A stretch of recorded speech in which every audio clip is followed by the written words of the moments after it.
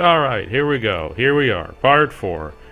This is what happened last episode. We rescued Algus from some bandits. Probably, I don't remember what they called them in this one. The Death Corps. Let's call them the Death Corps.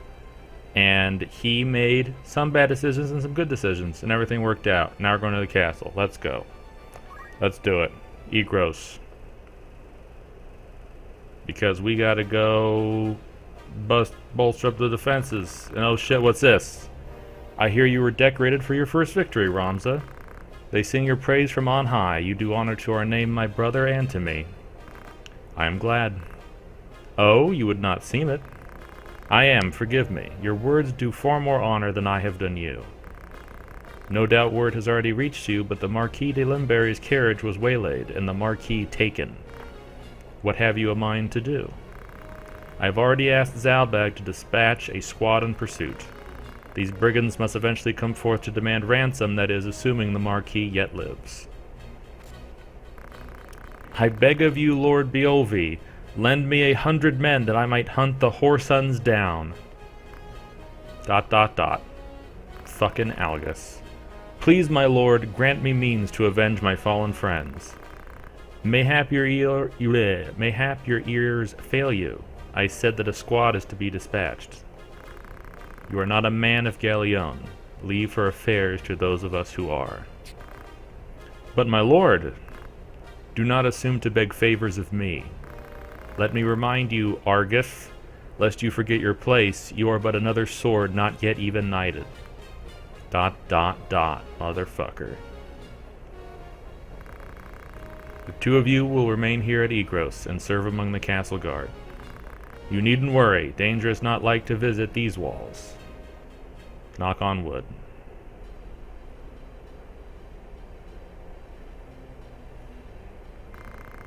My own house was once respected as highly as House Beolvi, you know. At least until my grandfather was captured during the war. He turned traitor, thinking to buy his freedom with the lives of his friends. But his freedom scarce outlived his honor. He was not a dozen paces out their gate when the dagger found his back. Killed by some common squire, no more a knight than I. Of the men he betrayed... One of the men he betrayed later escaped to spread word of his misdeeds. My lord father would have none of it, of course, but he was the only one. Our bannermen deserted us. Man, what the fuck is happening? Our bannermen deserted us, our reputation ruined. And he threw a rock to the water. I suppose I had best remember my place. Your lord brother has no reason to lend ear to pleas from the likes of me. Delita. Tetra. I'm just going to say Tetra. Alma Zalbag.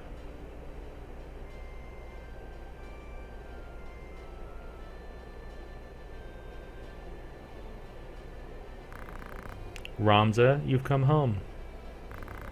It's been some time, hasn't it, Zalbag? I heard about Gerlin. They say you made short work of those brigands. Now you've truly the right to call yourself a Beolvi. Father would be proud. Thank you, Lord Brother. Ha, you certainly haven't changed. Gods forbid you show a bit of cheer on being praised. And you, Delita, do not think word of your deeds escapes our ears. Your sister's been so full of pride I quite feared she might burst. Worry not, my seams have held. I'm glad to see you looking so well, Delita. And I you. Have you settled in at school? Yes, the others have all been quite kind to me. Would that we could speak at greater leisure, but there are duties that require my attendance. Rogues do not catch themselves. I understand. Good luck.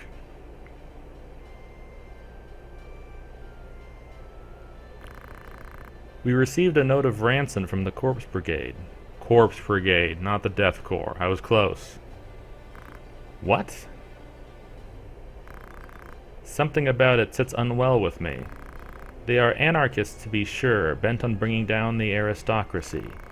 But they fancy themselves righteous and prey only on the nobility and those in our employ. Would such as they truly kidnap the Marquis for want of coin? Why wouldn't they? They're naught but common footpads. One of the men I planted among them has not returned. I worry he may be caught up in something serious, but there are those who do not think some mere spy worth a search party's efforts. Where was he last known to be? A merchant city named Dorter in Eastern Gallion. Guarding a castle grows dreadfully dull, wouldn't you agree? That rascal. Forgive us, Tetra. It seems we must be leaving sooner than we had planned. Don't worry about me. Just take care of yourself. And they hug. I will. Mind your studies. I'll be back before you even notice I'm gone.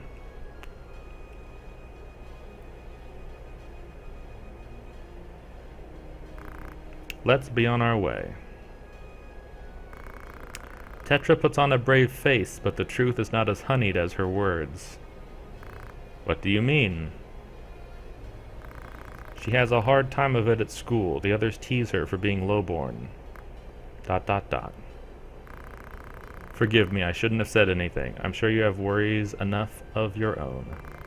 Tetra will be all right. I'm here to look after her. Then there is naught to worry about. But mind your own limits. You can't be responsible for everything. Says the brother who never fails to do any and all that is expected of him. Don't lose sight of yourself, Ramza. You needn't let your life be ruled by the fact you were born a Beolvi. Now you're starting to sound like Mother. Ha ha ha!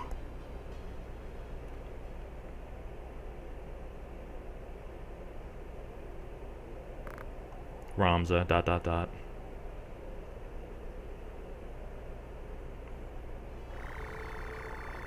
Bing. Bonk. So because this is green now, we might hit a random battle when I try to move over it. And then these are blue, so we can just be buying shit. We don't have enough money to get Beekman yet. Well, actually, I didn't mean to do that. Well, okay, so let's check who's got equipment. I think I was taking equipment off of these people. Let's get it off of her. Let's sell all but enough to, like, put some on Owain if we need it, because I don't remember how many. I have a feeling most of the story battles only let you put in 4 for a while, but, like, if we hit that green, we want a 5th person ready to go. So let us stop hitting the wrong buttons and go in here and start selling some shit. Okay, we don't need fucking daggers. And I think these are, let's see, 4 attack, 5 block, some classes. Oh.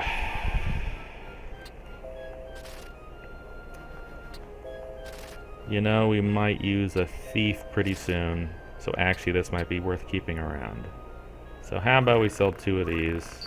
We'll have 1 to spare if we need it. Okay. Okay. And then just like... Fuck it. Okay, yeah, we got enough. Alright.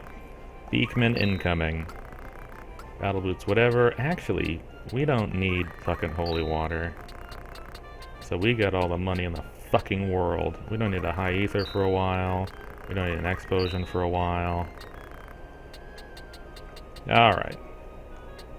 Honestly, I don't know. We'll keep these, but we also don't need some of those. So, now I need to open up the file with all the classes in it because I keep forgetting what we have. Okay. Let's back out. Let's just look at things and do nothing for the whole episode. How about that? So, Ramza, Dark Knight Squire. Got it. Nailed it. Bill Nye and Carl Sagan are both prepared. Either one could be a thief bard and the other, the Knight Chemist. DeGrasse Tyson, Summoner Mediator. So Beekman will be the Chemist Mediator. Okay, so Chemist Mediator, I don't think we give a shit about Brave or Faith. Processing, I don't think we give a shit. I might be mistaken. I don't know how mediators work off the top of my head, which is why I should really fucking look that up. Alright. Okay. So... No, okay, so we don't give a shit about the Brave or the Faith on Beekman. Let's just get in here and start doing it. Because because it's going to be a chemist mediator, and I was mistaken. I confused mediator with a different, some of their abilities with a different class, so we will be able to min-max our Brave and Faith, and maybe we will and maybe we won't. I don't know what we're going to do necessarily. So I will, okay, well I want low faith because I don't want to take a lot of magic damage. So there you go. Boom, 40, pretty low. So hiring, and clear all this out. And I believe the name is literally Beakman. And apparently in this version you can rename people at will, so we'll just do that if necessary. Because, see, change name. Oh, that's for monsters. Okay, let's hope I spelled Beakman right then. So, going in here, got Beakman. Got a spare broadsword lying around. Yeah, we're gonna have to start doing stuff pretty soon, aren't we? Okay. Okay. We might honestly want to... You know what? First of all, since we're already doing a bunch of nothing, let us clear out some of these just nobodies. Yeah, whatever. Get out of here. Get out of here. Nope. Nope. And this is the last one. Nope. Okay. So here's our party. Whole game's gonna be this party. Here are our guests. Fuck them. So if he's gonna be Squire Dark Knight, he needs to start working on that whole night thing. So let's go job. You know what? That's a good point. Self. He can afford to change because he already has JP boost and move +1. I'm gonna want those on everybody as we move forward. Yeah, I'm not gonna be too anal about what my challenges or what the rules are. Okay, so he still needs to learn move +1, and that is why we won't actually spend this whole time just doing this, because these guys need all of these. Okay, he can't afford that yet. Okay, probably already did all this before. Okay, okay. And just assign items to make life a little easier. So now I think we have enough money that we can probably just go in here and get some night gear. That's probably going to be a lot. It is. But sure, let's do it. Done. Yeah, okay. Now Ramza's a knight. I normally have Ramza as a magic class, so this is a little weird for me, but fucking whatever. Ramza's amazing. I'm sure it'll be fine. Okay, let's see. Oh, I think there's also, they're going to be doing some talking. So, boom. I was mistaken, but I think we got a random battle. We did. Okay. I know that coming up there's going to be a time where we're like, okay, let's go, and then they're going to have more talking.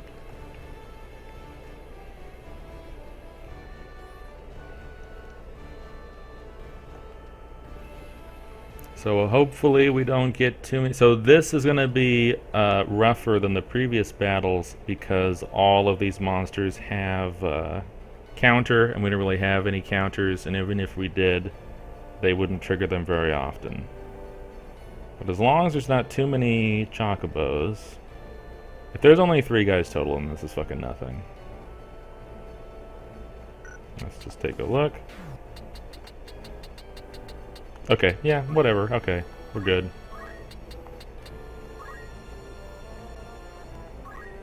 I guess this battle is small enough, I can just do that. Actually, we might want to... He has JP boost. I think... Let's see if we can have Ramza sit this one out for a while, just because he already has the stuff he needs. And we'll just have everyone else move in. Get all that sweet experience and job points. So chocobos are kind of rough because they can heal themselves. So unless you can... If you leave them with any HP, And the fight just keeps going on and on. The goblins I don't really give a shit about.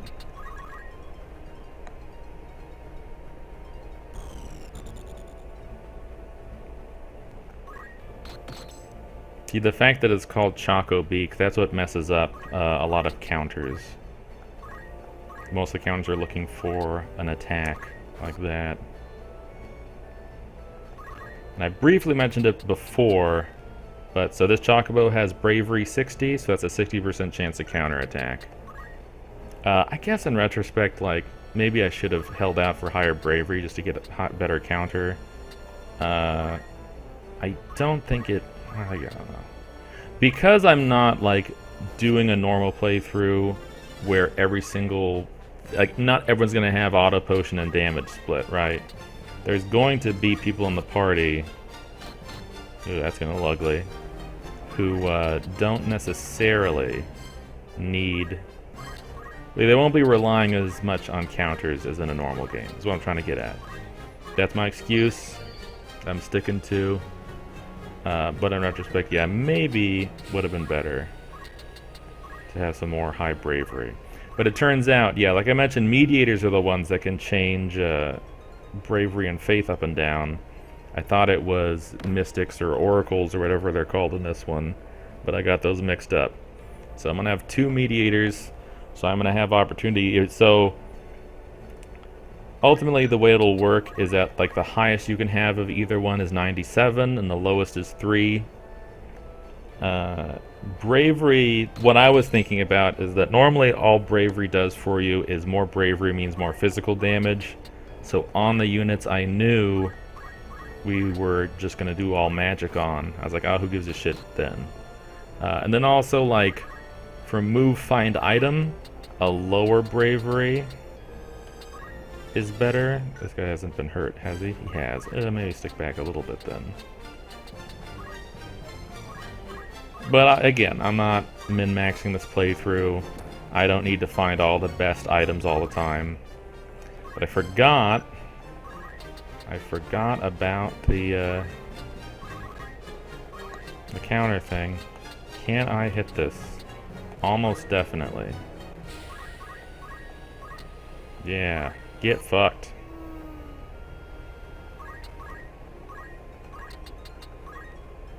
I'm also going to try to grind as less as possible. There's one battle specifically that I always end up having to grind a little bit before.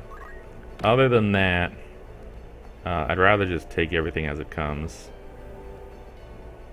I don't need to, like, sort out all my classes by the next story battle or anything like that.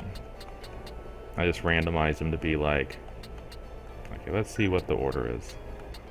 So one thing else I didn't mention, you can see at the top of Ramza's info there, next to the level, it says 1 out of 8. That's because there's 8 actors left in the battle. Maybe the Chocobo counts for that. And so he is the current one moving. He's number 1 out of 8. So he's 6 out of 8, and he's 7 out of 8. That tells me that everyone else in my team is going to move before these goblins move, so I don't necessarily need Ramza to heal that guy. Like, any of these guys, that girl up there could heal him, he could heal himself, we're good to go. So Ramza doesn't have to be hogging up anymore. So he's going to heal himself because if he attacks, he might get countered upon. And by healing himself, he gets some experience and job points, and then whatever.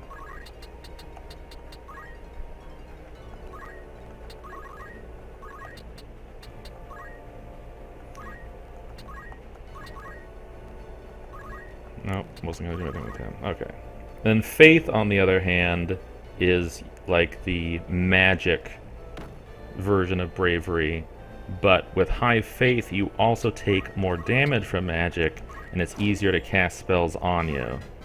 So because the way our class is worked out is that we don't really have a lot of beneficial magic. We have a few, but like nothing I super duper care about.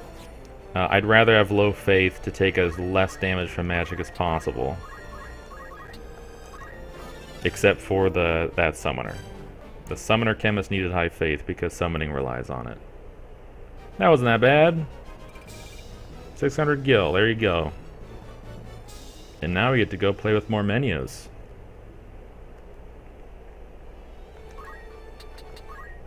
Alright, so he did basically nothing. Bill Nye does not have enough to do anything. Carl Sagan does. He gets to boost his JP. Grass Tyson, not so much. Beekman, almost, but not quite. Okay. That wasn't that bad. Save it again. Save it all the time.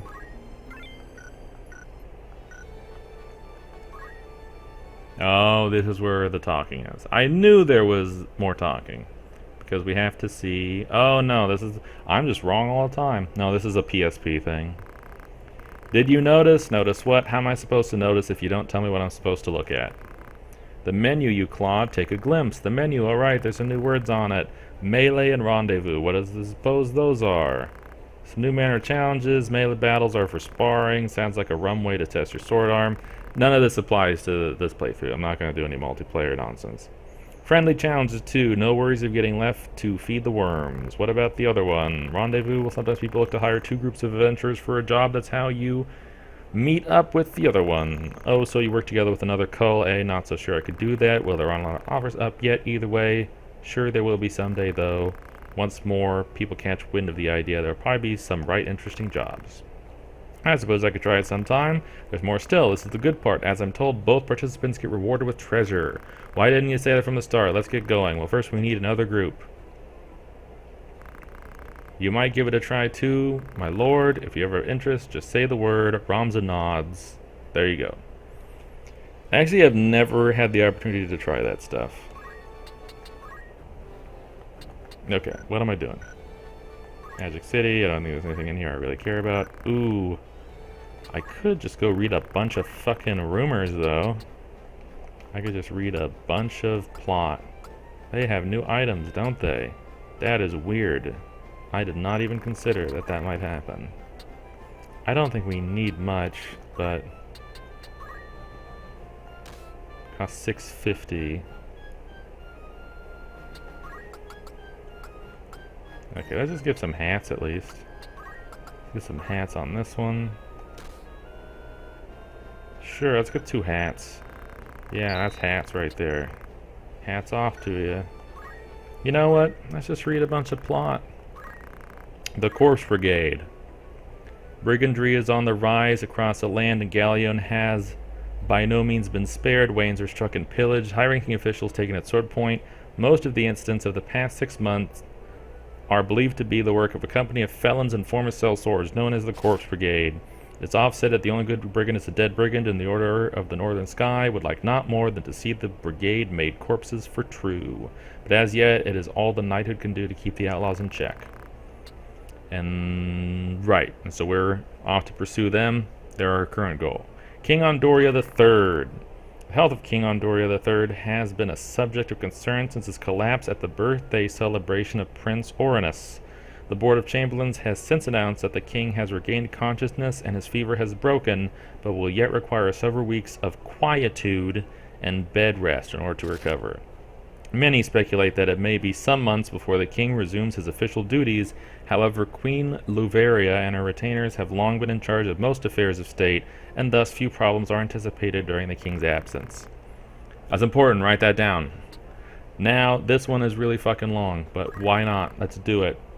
The half-century of conflict between Ivalis and Ordalia is today known as the 50 Years' War. The beginning of the war can be traced to the death of Ordalia's King Devon III and his failure to name a successor. His cousin Viroy VI was next in line for the throne. However, King Denamda II of Ivalis, the uncle of Devon III, proclaimed himself the rightful heir and declared war on Ordalia. So we had a good old-fashioned claim to the throne, king died, succession crisis. Okay. However, this was merely a pretense to justify the invasion of the neighboring Ordalian province of Zelmonia. Once an independent state, it had been annexed by Ordalia a century prior. Ivalis had since been aiding the province in an effort to weaken Ordalia, an effort that ultimately failed. Tired of Redalian rule, the Zelmonian leadership and nobility secretly petitioned Ivalis to take a more direct hand in their liberation. Okay. Independent state, annex, fucking got some bad boy points. Ivalis is trying to spark rebellion after victory in Zelmonia. The Ivalician armies marched on the Ordalian capital of Vura. As fate would have it, Dinamda II succumbed to fatal illness on the road. The momentary confusion amongst Ivalis' troops gave Ordalia the opportunity it needed to regroup, and Varroy VI succeeded in pushing the Ivalicians back as far as Zelmonia. The resulting impasse would not be broken until the Ramondan army's invasion 2 years hence. Ramonda, a powerful military state lying across the Rana Strait, marched on Ivalis at the behest of Varroy VI, a blood relation of the Ramonda nobility. However, Dinamda II's successor, Dinamda IV, was a fearless warrior, personally leading his men into battle against the combined might of Ramonda and Ordalia. This, along with an outbreak of the Black Death in Ramonda, forced the Ramondan army to withdraw after only 3 years. Okay, Ivalis against the world. Fuck everybody. 2 military orders worthy of particular mention in the conflict are the Order of the Northern Sky, been hearing about them, led by Knight Gallant Barbaneth Beolvi, that was our dad, and that of the Southern Sky, led by Sidolphus Orlandu, known only as the Thunder God. It keeps going. After countless victories at home, these 2 orders had been poised to advance into Ordalia. However, the protracted conflict had begun to take its toll on domestic morale. Peasant uprisings and revolt throughout Ivalis and Ordalia forced both countries to send their troops home to pacify their own citizens, resulting in another stalemate. Because after a while, war exhaustion builds up, you got an advanced chance of rebels in your provinces. It was Dinamda IV's sudden death by malady that broke the stalemate, although some claim that he was murdered. His successor, Dondoria III, who we read about, remember that's a current king, was ill-suited to the throne and left the governing of Ivalis to his queen and retainers, which we also touched upon. Without Dinamda IV's leadership, the armies of Ivalis had little prayer of preventing Varroy VI's successor, Prince Leonard, from defeating the troops stationed in Zelmonia and advancing into Ivalis proper. Despite the valiant efforts of the northern and southern orders, Ivalis failed to repel Prince Leonard's invasion of Zeltenia. Ivalis' leaders soon began looking for a peaceful alternative.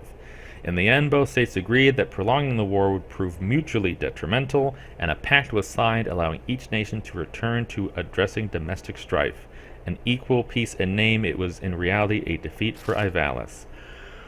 The economy of Ivalis was brought to the very brink of ruin as it struggled to pay reparations to its former enemies and to repay the loans taken from neighboring states to fund its war effort.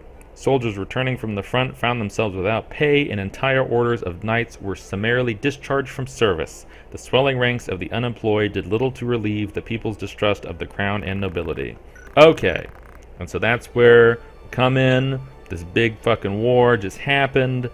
All of Ivalis is in rough shape. War exhausted through the roof. Rebels, and we're kind of dealing with some of those rebels. And fucking our dad was important, and maybe we'll be important, who fucking knows. And the king is sick, and that sucks too. And it's all just a rough spot. And so all we gotta focus on right now is we got Delita. We rescued this asshole named Algus, and we are going to just fight some rebels. That's all that's going on. It's very simple. Okay. Okay, so there you go. There it is. I'm going to save again, because I don't think it matters, any of those rumors. But sometimes it matters when you read a rumor. Sometimes it matters. Okay, there you go. Boom, boom, boom. There you go. Okay.